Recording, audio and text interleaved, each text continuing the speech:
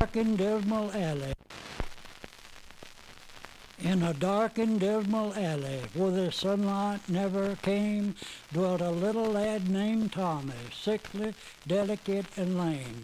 He had never yet been healthy, but had lain since he was born, dragging out a weak existence, well now helpless and forlorn.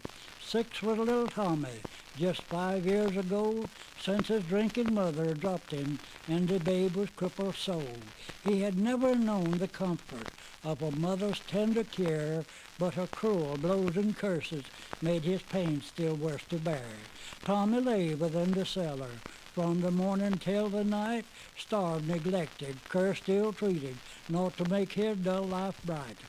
Not a single soul to love him, nor a living thing to love, for he knew not of a Savior or a heaven up above. One quiet summer evening, the alley too was still. Tommy's little heart was thinking, and he felt so lonely till, floating up the quiet alley, drifting inward from the street, came the sound of someone singing, sounding oh so clear and sweet. Eagle-headed Tommy listened as the singing girl came. Oh, that he could see the singer, how he wished he wasn't lame. Tommy cried and shouted loudly, till the singer heard the sound. Nothing issued very quickly, soon the little cripple was found. It was a maiden rough and rugged, hair unkempt and naked feet, and her garments torn and ragged, her appearance far from neat. Here I am, said the maiden, wonder what you want with me? Some folks called me Singing Jesse, what may your name chance to be? My name is Tommy, I'm a cripple, and I want to hear you sing, for it makes me something, anything. Then the maiden answered smiling, I can't stay here very long, but I'll sing a hymn to please you, which I call a glorious song. Then she sang the hymn of heaven, pearly gates and streets of gold, for little happy angel children are not starved or nipped with cold. For peace, happiness, and gladness blend, and our sovereign, our friend. Oh, how Tommy's eyes did glisten as he took in every word, as it fell from Singing Jesse, was it true what he had heard? Then said Tommy, tell me, Jesse, is there really such a place? Then the tears began to twinkle down his pallid little face. Tommy, you're a little heathen, while it's up beyond the skies. If you love the Savior, you shall go there when you die. Then said Tommy, tell me, Jesse, how can I the Savior love when I'm down in this here cellar, and he's up in heaven above? The little ragged maiden who had learned at Sunday school all about the way to heaven and the Christian's golden rule, taught the little coon how to pray. Then she sang the hymn of Jesus, kissed his cheeks. Please forgive me, gentle Jesus, as I never knew before that you cared for little cripples. I never knowed of heaven till that Jessie come today. She told me all about it, so I want to try and pray. Tommy put his hands together. He closed his little eyes so earnestly and swiftly, sent his message to the skies. You can see me, can't you, Jesus? Jessie told me that you could, and I somehow must believe it, for it seems so kind and good. Lord, I'm only just a cripple, and I'm no use here below, for I heard my mother whisper she'd be glad if I could go. Tommy ceased his supplication. He had told his sole desire. He waited for his answer until his head began to tire. He turned into his corner. He huddled in a heap, closed his little eyes together, and was quickly fast asleep. In the morning when the mother came to wake her crippled boy, she discovered that his features was a look of sweetest joy. His countenance was a shining like an angel fair and bright, and it seemed to fill the cellar with a holy heavenly light. She shook him somewhat roughly, but the crippled's face was cold. He had gone to join the children in the streets of shining gold. I wish that every person could have seen his little face as he lay there in the cellar in that damp and meansome place. He had only heard of heaven from a ragged singing girl but he wondered and he blundered until his head began to whirl.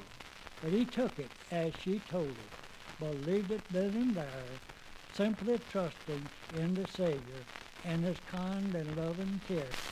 LBJ is my shepherd. I am in want. He makes me to lay down on park benches. He leads me beside the still factors. He restores my doubts in LBJ. He leads me in the path of unemployment for LBJ. Yea, though I walk through an alley of soup kitchens, I am here 'cause LBJ is against me. He anoints my income with taxes, so's my expenses overcomes my income. Surely poverty and hard living will follow me all the days of LBJ, and I will live in a rented house the rest of my life. 5,000 years ago, Moses, pick up your shovels and load your mules and mount your camels, and I will lead you to the promised land. 5,000 years later, Roosevelt come along, and that's the best president we've ever seen. He said, lay down the shovels, turn your mules loose, light up a camel, for this is the promised land. But now, brother, since LBJ's got it, you got to watch and be careful, 'cause he will take your shovels, turn your mules loose, sell your camels, and shoot all of your tax dollars back down yonder outer space to the moon and tell you that there is no promised land. I had my picture taken because Docia, she wanted it done. She said that Ezra Hawkins had his'n taken, and Jim Larkin had his'n taken, and Dick and Willie Fool had his'n, and she wanted my picture to hang up with the pictures of the first 3 husbands. And I told her that I wanted to have my picture hung up in no room together, and she commenced crying about it. In order to keep peace in the family, I told her that I would have it taken, and so while I was up in New York, I got me a good time to have my picture taken. I had my hair cut and my store clothes on, and I looked for the snitches for an old feller. I went into a picture gallery up there, and a gal took me into the setting room and said the picture man would be ready in a minute, and while I was waiting I could look at the photographs. There was a lot of them. Some of them had wedding clothes on, and some of them had uniforms on, and some of them didn't have much of anything on. I guess they was actor gals. She showed me one picture. She said, this is a picture of Miss Vanderbilt Rockefeller and the coming of dawn. Gosh, it was real heavy. All she'd have had done would have been coughed, and she'd have been out. Well, the picture fella come up and wanted to know how that I would have my picture taken, what would be in a group or full length or on a stage, and I told him that I didn't go on a stage very often, but when I did, I went full length. Then he took me back into another room and set me down in a chair and twisted a pitchfork in the back of my neck and another in the small of my back and twisted my head around so my collar was cut in my throat. He took my right foot and put it over on my left foot where there was a corn and told me to look pleasant. Then he wheeled up that picture machine. I guess he was a little ashamed of it under a rag while he was doing it, and just as he was getting ready to pull the trigger, a fly lit on my nose, and I sneezed, and he said it would be all right. He would send me my pictures by mail, and I paid him for them. And when they come, I was a sight. One ear was hanging on my chin, and the other was hanging on top of my head, and that fly looked like a mud turtle crawling all over my face. Now, don't you get out the others.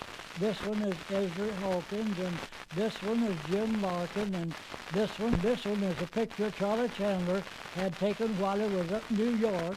If it wasn't for the fly, it would have been just like him.